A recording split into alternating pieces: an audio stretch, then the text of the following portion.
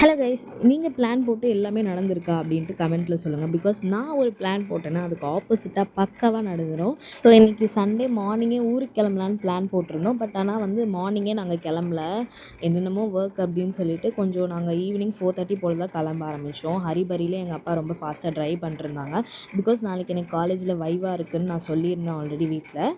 எனக்கு வைவாக்கு நான் ப்ரிப்பேரும் பண்ணலை. அப்போ நீ ப்ரிப்பேர்லாம் பண்ணி ஃபுல்லாக ரெடி ஆகிட்டியா அப்படின்னு கேட்டேன். அதுவும் பண்ணலை.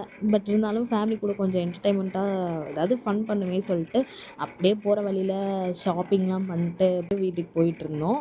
எங்கள் பெரியம்மா வேறு என்னை ஹைக் பண்ணுறதுக்காக நிறைய என்னென்னமோ பண்ணாங்க. ஸ்நாக்ஸ்லாம் வாங்கி கொடுத்தாங்க. சாப்பிட்டாவது சரியாக போவேன்னு நினச்சேன். அப்பயும் இல்லை. மணி 7:30 மணி ஆகியும் நாங்கள் பாண்டிச்சேரியை கூட தாண்டல. பாண்டிச்சேரி தாண்டுறப்ப பார்த்தா அங்கே ஒரு தீவு தடன்னு சொல்லுவாங்கள்ல, அங்கே ஃபன்னாக கேம்ஸ் எல்லாம் இருக்கும். அது மாதிரி க்ராஸ் பண்ணி பார்த்தோம். ஜாலியாக இருந்தது. ஃப்ரைட் ரைஸ் எல்லாம் சாப்பிட்டுட்டு எனக்கு இந்த ஸ்கூல் டைம் அப்போது நம்ம ட்ரிப்பெல்லாம் போனால் பஸ்ஸில் உட்காந்து என்ஜாய் பண்ணுவோம்ல, அந்த மாதிரி ரேண்டமாக எங்கேயோ என்ஜாய் பண்ணிட்டுருந்தாங்க. அதை பார்த்தேன். அது பார்த்து கொஞ்சம் ஹைப்பான கரெக்டாக வீட்டு 12 மணிக்கு வந்தோம். அப்படியே இந்த விலாகே முடிச்சுக்கிறேன். பை.